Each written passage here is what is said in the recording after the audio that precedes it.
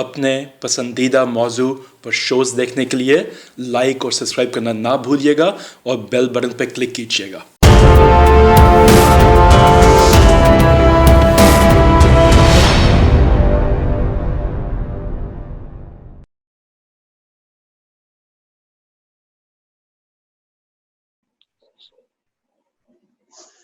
अस्सलाम वालेकुम। कैसे हैं आप मिस्टर अशफाक हनीफ? सो नाज़रीन, आज हमने अपने साथ लाइन पे लिया है अशफाक हनीफ साहब को, जो सऊदी अरब से हैं, ओवरसीज पाकिस्तानी है। वापडा में पहले थे यहाँ पे, फिर आजकल इनकी services Saudi electric company utilise कर रही है, वहाँ पे उनको फायदा दे रहे हैं अपनी नॉलेज से, सर्विसेज से, as a senior project manager. तो नाज़रीन, आज हम बात करने जा रहे हैं जो बादशाह डैम के वाले से आज कॉन्ट्रैक्ट अनाउंस हुआ है, उसकी तैयारी मुकम्मल कर ली गई है, उस पर काम स्टार्ट करने की। उसमें कहा जा रहा है कि इसमें 4500 मेगावाट्स भी होंगे। तबेला डैम को की एज में 35 इयर्स एक्सटेंशन हो सकती है। साथ साथ आपको कितना पानी ये यूज हो सकता है, कितना पानी स्टोर कर सकते हैं। हमारे मुल्क की ये बदकिस्मती रही है कि हम लोग बातें बहुत करते हैं, लेकिन इस तरह के कई प्रोजेक्ट पहले भी सियासत की नजर हो चुके। अब ये जैसे मैं कभी टीवी पे ये कई दफा कहा जा चुका है, सुनाया जा चुका है मुख्तलिफ हल्कों में, मुख्तलिफ लोगों से, कि कालाबाग डैम को हमारा हमसाया मुल्क स्पॉन्सर करता है, वैसे ज्यादा उसकी मुखालिफत करने में। ये टीवी पे अक्सर खबरों में आता रहता है, तो वो तो एक अलग चीज है, लेकिन अंदरूनी हालात ही हमें चैन नहीं लेने देते हैं। हनीफ साहब, तो आपसे मैं ये जानना चाहूंगा आज इंट्रोडक्शन के तौर पे कि आप कुछ हमें बताएं कि पाकिस्तान के इतने वसाइल होने के बावजूद ये कौम क्यों तरस रही है बिजली को? जी, थैंक यू वेरी मच जनाब। मैं थोड़ा सा बैकग्राउंड पे जाऊंगा इसकी, ताकि हमारे नाजरीन को जो है वो बिल्कुल पिक्चर जो है वो क्लियर हो जाए।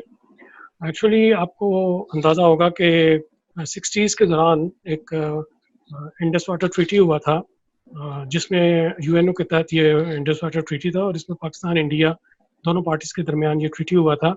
और उसके तहत इंडस वाटर रिवर के ऊपर इंडस वाटर बेसिन जो है हमारा, और इसकी जो ट्राइब्यूटरीज हैं। अब इंडस वाटर, आपको पता है कि इंडस रिवर जो है ये it is starting from the Gilgit Baltistan, and it is going through the Pakistan, all along the Pakistan, and it is reaching to the sea.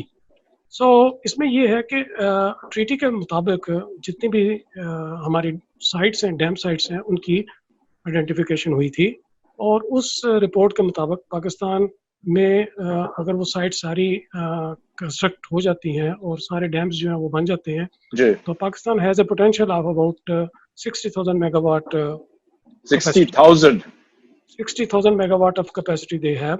ये उस रिपोर्ट के मुताबिक है, लेकिन उसके बाद और भी रिपोर्ट्स वापडा ने जारी रखी, और उनके मुताबिक अब ये कैपेसिटी मोर देन 65,000 कैपेसिटी है, जो कि पाकिस्तान अवेल कर सकता है। आपको ये भी जान के दुख होगा कि पाकिस्तान के पास इस वक्त टोटल जनरेशन कैपेसिटी जो है वो 33,000 मेगावाट है। अच्छा। और वो भी 33,000 मेगावाट जनरेशन कैपेसिटी है, यानी इंस्टॉल्ड कैपेसिटी है, इतनी जनरेट नहीं होती। उसमें से हो कितना रहा है? 100% हमारे पास तकरीबन आजकल 24-25,000 मेगावाट जो है वो जनरेट हो रही है। ठीक है।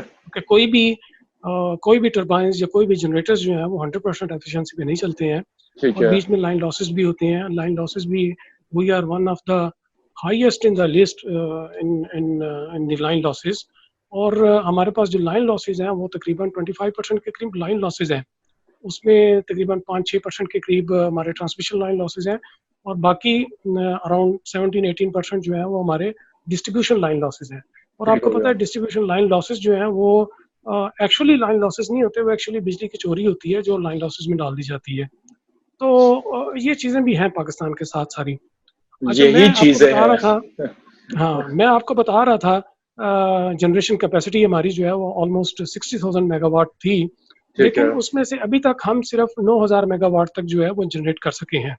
बाकी अभी भी हम तकरीबन 54-55,000 मेगावाट जनरेशन कैपेसिटी हमारी वो है, जो पानी हम ज़ाया कर देते हैं, और जो पानी हर साल आपको पता है कि फ्लड्स भी आते हैं पाकिस्तान में, और वो आवाम को भी बहा के ले जाता है, और वो जाके फिर इंडस्ट्री जो हमारा बहरा अरब है उसमें जाके गिर जाता है पानी, वो हम ज़ाया कर देते हैं। अगर यही पानी स्टोर होता रहे मुख्तलिफ डैम्स कुछ तरबेला के अपस्ट्रीम डैम्स बनने थे, कुछ तरबेला के डाउनस्ट्रीम डैम्स बनने थे।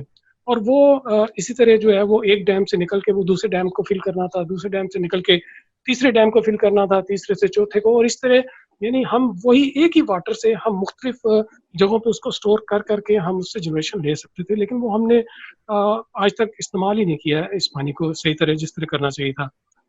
कंपैरिजन में आपको दे दूं इंडिया के साथ, इंडिया इस वक्त टोटल 5,300 डैम्स हैं इंडिया के पास। अच्छा। हमारे पास टोटल जो डैम्स हैं उनकी तादाद तकरीबन 150 है। इसमें स्मॉल डैम्स भी हैं, मीडियम डैम्स हैं, बिग डैम्स हैं। बिग डैम्स में हमारे पास जो ऑलरेडी कंस्ट्रक्टेड है उनमें तरबेला डैम है, मंगला डैम है, फिर गाजी बरोथा प्रोजेक्ट है, नीलम झेलम है, वार्षिक वार्षिक डैम है। ये 5-6 बड़े बड़े वाटर रिसोर्सेज प्रोजेक्ट्स हैं। इसके अलावा बाकी मीडियम और स्मॉल डैम्स हैं, तकरीबन 150 के करीब हैं, जिससे हम 9,000 मेगावाट बिजली की कैपेसिटी ले रहे हैं। एक्चुअली हमारी जो वापडा की रिपोर्ट्स थी, मैं चूँकि खुद वापडा में काम कर चुका हूँ प्लानिंग एंड इन्वेस्टिगेशन डिपार्टमेंट में, और हमारा काम ही ये था कि जो फिजिबिलिटी, प्री फिजिबिलिटीज या प्रिलिमिनरी स्टडीज होती हैं डैम साइट्स पे, उनमें मैं काम करता था। तो मुझे ये अंदाज़ा है कि पाकिस्तान में तकरीबन 60 से लेके और उसके ऑनवर्ड बहुत सारी डैम्स पे काम हुआ है, बहुत सारी डैम साइट्स पे काम हुआ है। उसमें चंद एक बिग डैम्स भी हैं, मीडियम डैम्स भी हैं। जब आप कहते हैं अशफाक साहब के उन पे काम हुआ है, काम होने का मतलब जो मेरे समझ में आता है, प्लीज क्लियर कर दे। काम ये हुआ कि उनकी तरफ देखा गया क्या ये डैम फिजिबल है कि नहीं, उससे उसकी रिपोर्ट तैयार की गई है, उसको आगे भेजा गया, लेकिन एक्चुअल उसकी तामीर शुरू हुई है कि नहीं, that's a different topic, right? या मैं आपको बताता हूँ, उसमें मुख्तलिफ स्टेजेस होती है। एक्चुअली ये बहुत बड़ा प्रोजेक्ट होता है। ये अगर कंटिन्यूसली ये प्रोजेक्ट चलता रहे तो 15 से 20 साल लेता है एक प्रोजेक्ट, बिग डैम्स का प्रोजेक्ट जो है।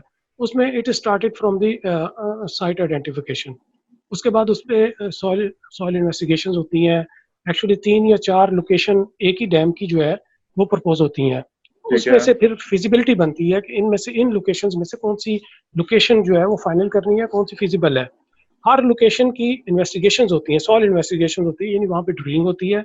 सॉइल को जो है वो उसमें से निकाल के ड्रिलिंग के थ्रू उसको टेस्ट किया जाता है कि फाउंडेशन, एक्चुअली जो डैम फाउंडेशन है वो कहाँ ज़्यादा फिजिबल है, और रेजर्वायर जो है वो कितना बड़ा बनेगा और कितनी हम कैपेसिटी जनरेट कर सकेंगे और कितना पानी जो है वो हम स्टोर कर सकेंगे।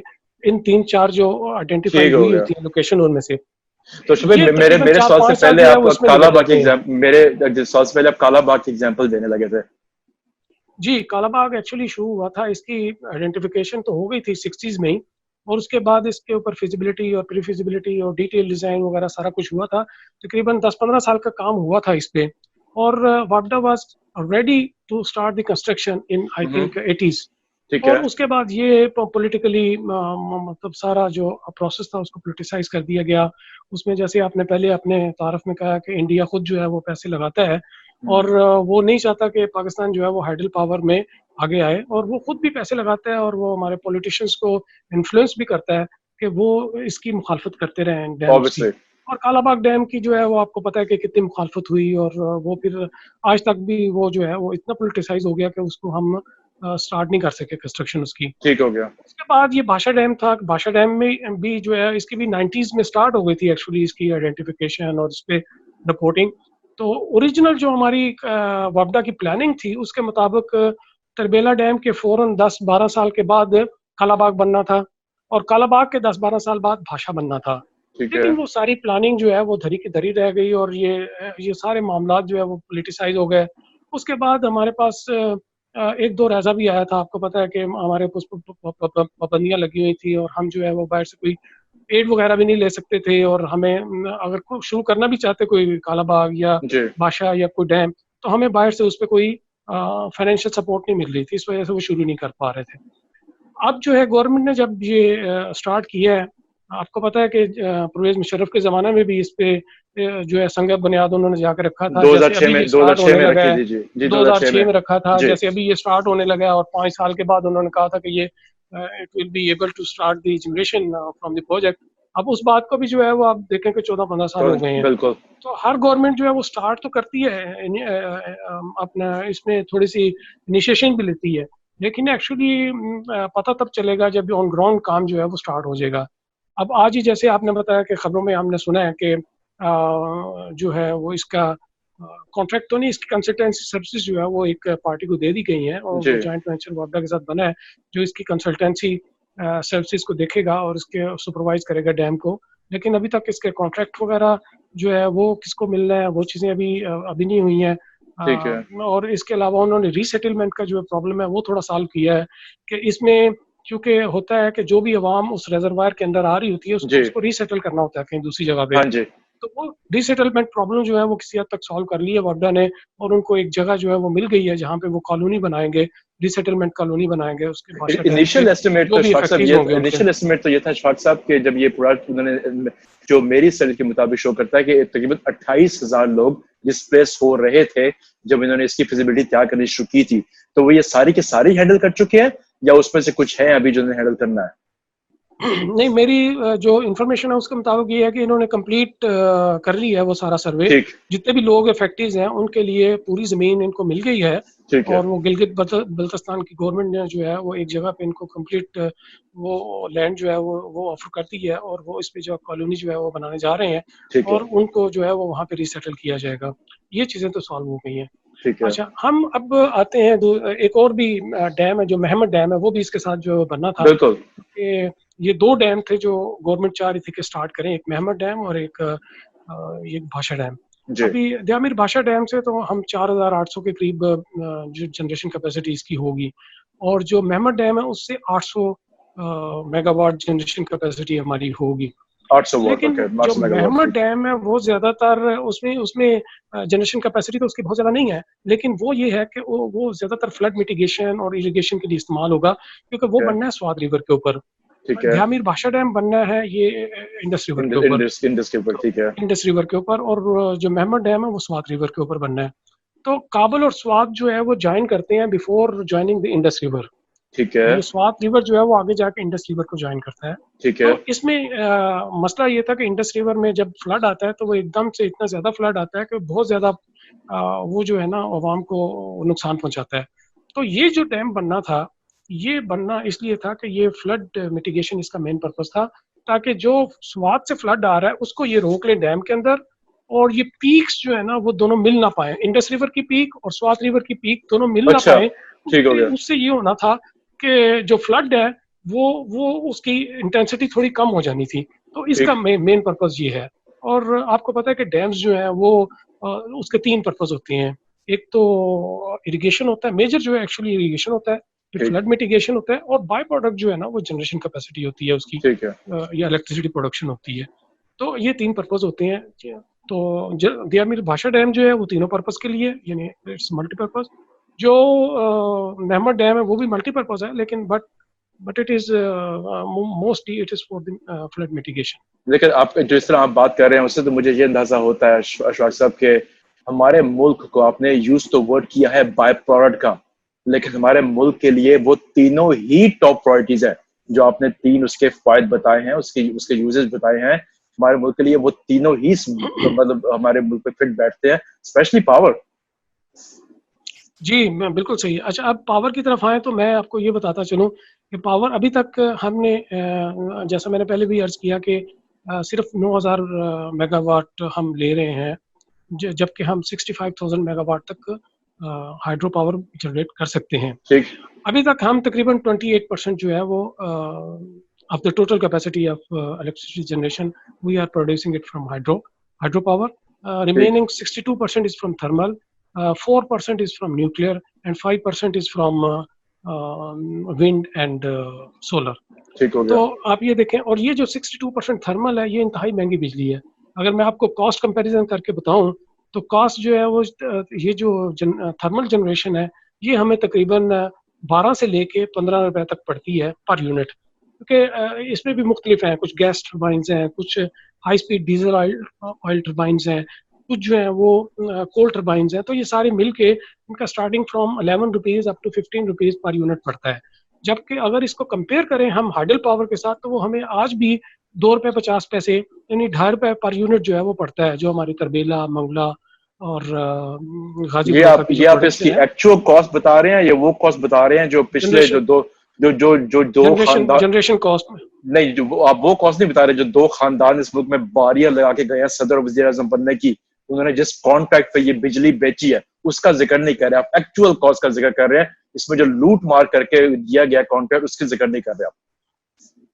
मैं उसका जिक्र अभी थोड़ा आके करता हूँ आगे, लेकिन मैं उस एक्चुअल कॉस्ट आपको बता रहा हूँ कि हमें जो है प्रोडक्शन कॉस्ट क्या पड़ती है, जनरेशन कॉस्ट, फिर इसके ऊपर जो है ना वो उसकी ट्रांसमिशन के भी खर्चे आते हैं, फिर डिस्ट्रीब्यूशन के अखराजात आते हैं।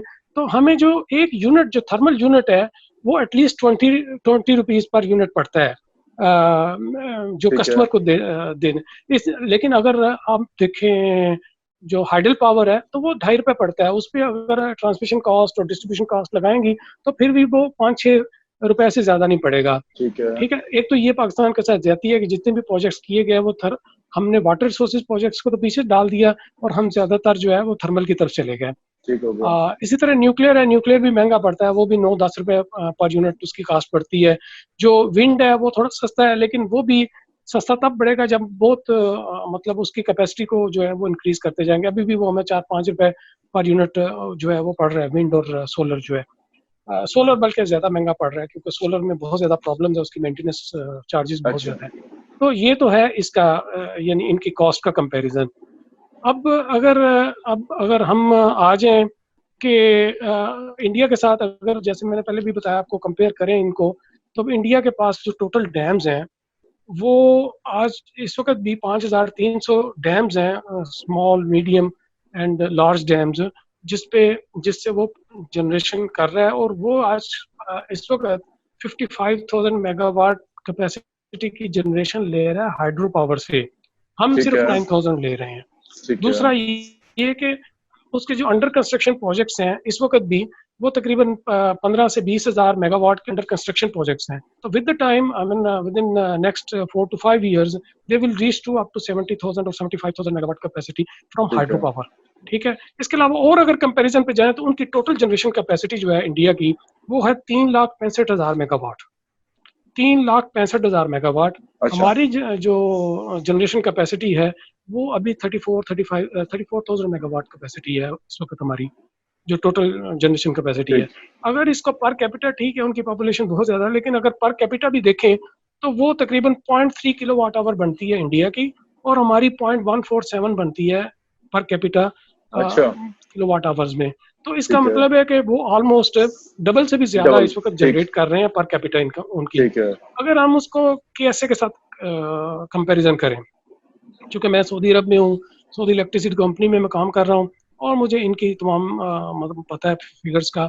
ये तकरीबन इस वक्त 90,000 मेगावाट इलेक्ट्रिसिटी जनरेट कर रहे हैं सऊदी अरब के लिए, और इनकी टोटल आवाम है आपको 3.5 करोड़ के करीब आवाम है एक्सपर्ट्स मिला के।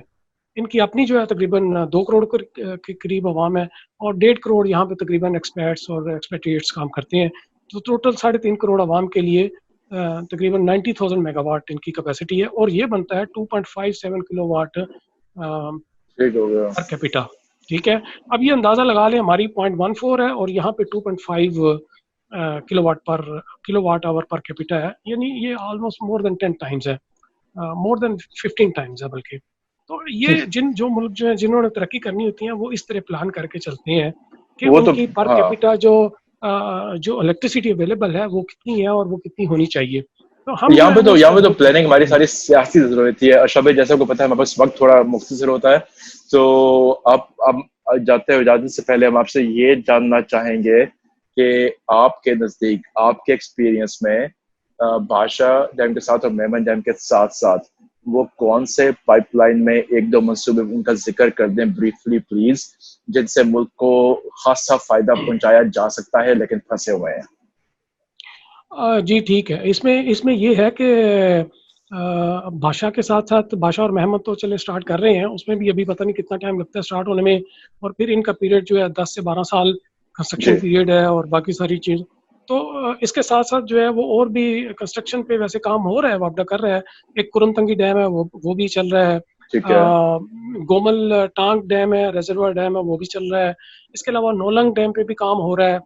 इसके अलावा और भी कुछ स्मॉल डैम्स हैं जो जिन पे काम हो रहा है। ये सारे अगर डैम्स बन जाते हैं अगले 10-12 साल में, तो इंशाल्लाह उम्मीद है कि 8 से 10 1000 मेगावाट कैपेसिटी हमारी और जनरेट होना शुरू हो जाएगी वाटर के। बहुत अच्छा। ऑलरेडी हम 9000 मेगावाट तो ऑलरेडी हम ले रहे हैं, और जो 9-10 हज़ार और अगर आ जाती है तो हमारी ऑलमोस्ट यानी 18-19,000 मेगावाट कैपेसिटी बन जाएगी। It will be almost 50% of the total generation capacity, यानी हमारी इस वक्त 28% है, ये 28% जो है वो 50% में तक जा सकती है। काफी बड़ा फर्क होगा। जी, शुक्रिया इशफाक साहब। नाज़रीन, जैसे सुना, हम इशफाक साहब को इंशाल्लाह दोबारा लाइन पे लेंगे। इशफाक साहब, आपसे गुजारिश है कि हमारा नेक्स्ट टॉपिक जो हो, क्योंकि हमने इस बात इतनी, ये टॉपिक एज सच इतना वसी है कि हम अपनी बात खत्म नहीं कर पाते, या उसमें इतना ज्यादा इंफॉर्मेशन है। लेकिन मैं चाहूंगा कि हमारे नाज़रीन के लिए आप हमें ये कुछ इसकी हिस्ट्री से भी आगाह करें अगले टॉपिक जब हम दोबारा मिले, कि इस मुल्क में लूट मार की कैसे गई है, ताकि अवाम को पता चले उनका पैसा गया कहाँ है, उनके साथ क्या खेल खेला जा रहा है, जिसके बारे में आप जैसे एक्सपीरियंस लोग तो जानते हैं, लेकिन हर किसी को नहीं पता। हाँ जी, बिल्कुल ठीक है। मैं इंशाल्लाह अपने नेक्स्ट प्रोग्राम में आपको, अभी वज़ीर आज़म की IPP इंक्वायरी की रिपोर्ट आई है, उसमें जो जो इंकशाफात किए हैं उन पे हम डिस्कशन करेंगे, और उसमें पता चलेगा कि कैसे कैसे घपले हुए हैं, वो कॉन्ट्रैक्ट कैसे किया गया, और उसके बाद एक्चुअली ना सिर्फ कॉन्ट्रैक्ट बड़ा महंगा था पाकिस्तान के लिए, बल्कि उसमें जो 2 नंबरियां जो प्रोड्यूसर्स इटसेल्फ हैं, उन्होंने इतनी 2 नंबरियां की हैं पाकिस्तानी गवर्नमेंट के साथ, और उनको उस वक्त देखने वाला कोई नहीं था, कि वो जो है वो टोटली, यानी वो it was a failure project for Pakistan. जैसे मैंने आपको पहले बताया कि इनकी प्राइसेस जो है वो 15 रुपए पर यूनिट बनती है, तो पर यूनिट एक तो प्राइसेस तो बनती है, उसके अलावा जो मुल्क को उन्होंने नुकसान बताया उस पे भी हम डिस्कशंस इंशाल्लाह। शुक्रिया नाज़रीन, नेक्स्ट टाइम तक के लिए अल्लाह हाफिज। Thank you very much.